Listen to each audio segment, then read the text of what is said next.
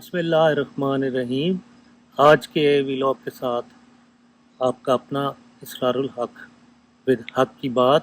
آپ کی خدمت میں پیش خدمت ہے۔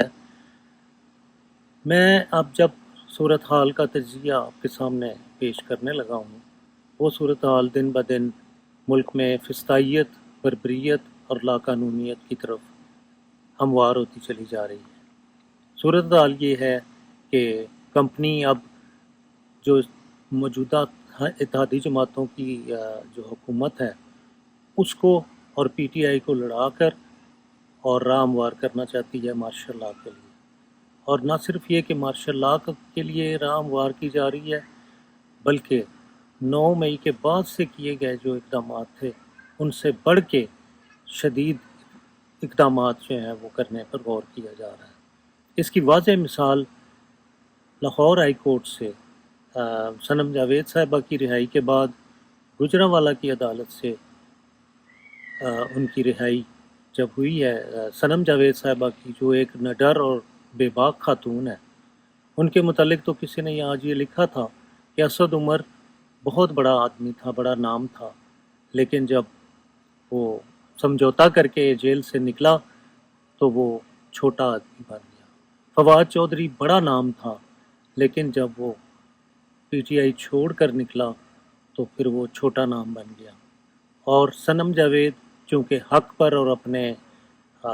قائد کے ساتھ جڑی رہی اور قائد کا اس نے جو بیانیہ تھا اس کو نہیں چھوڑا، تو قید و بند کی صحبتیں اس کو 14 ماہ میں بھی نہیں توڑ سکی۔ اب حد تو یہ ہے کہ اس کو رہائی کے بعد اسلام آباد پولیس لے تو گئی ہے، لیکن اب ان کو سمجھ نہیں آ رہی کہ اس کو کس مقدمے میں گرفتار کریں۔ پی ٹی آئی کی لیگل ٹیم اور میاں علی اشفاق ملک کے ریناؤنڈ قانوندان ہیں، وہ اپنے طور پر بالکل اس وقت تیار ہیں،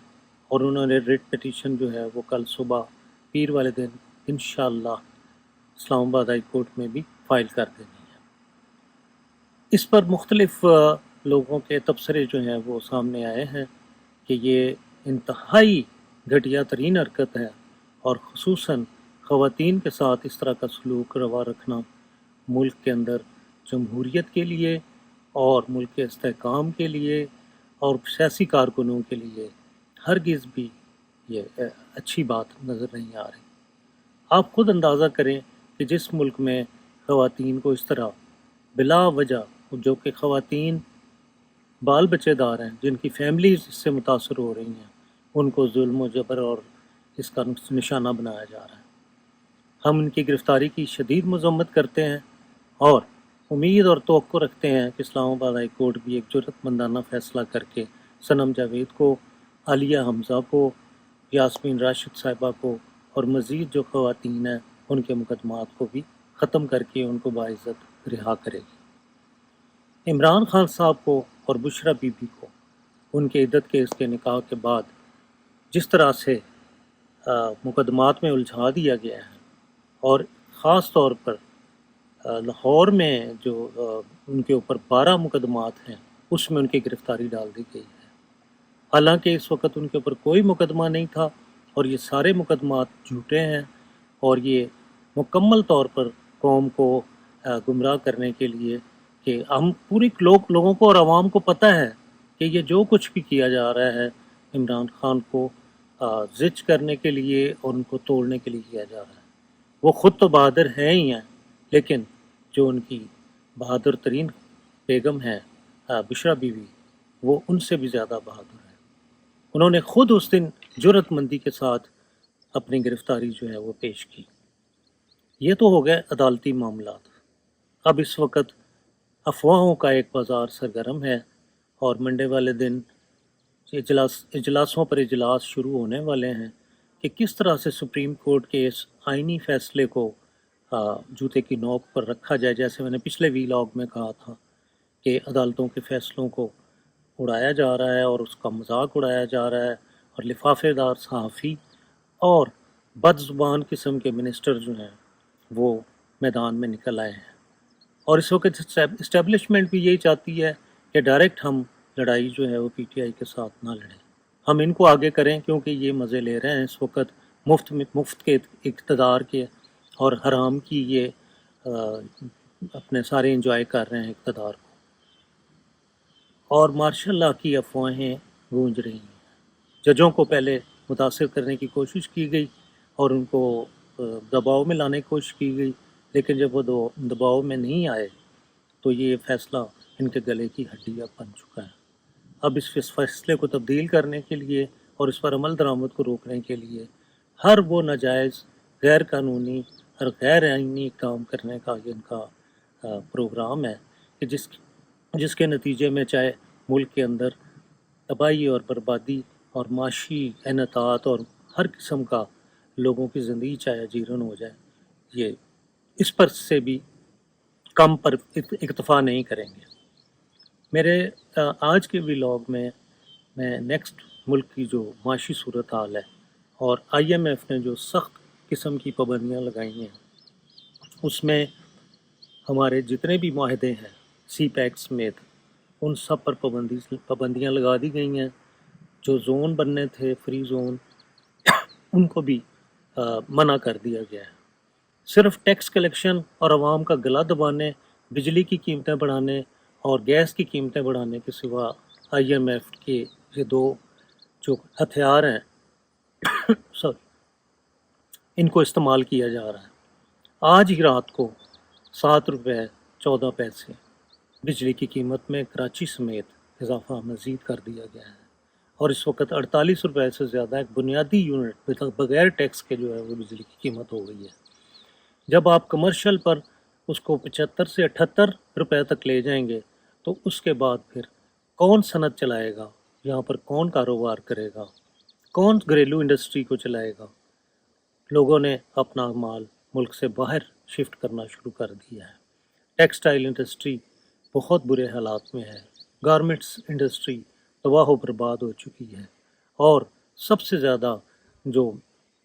کسانوں کے لیے بجلی کے ریٹس آئے ہیں جن میں اضافہ کر دیا گیا ہے، کسانوں کی کمر توڑ دی گئی ہے۔ ان لوگوں کو بجلی کے علاوہ کھاد، بیج، پیسٹی سائیڈز جو امپورٹ کر کے دی جاتی ہیں وہ ڈالر کی قیمت میں اضافے کی وجہ سے انتہائی مہنگی مل رہی ہیں۔ کنسٹرکشن انڈسٹری اور جو ملک کے اندر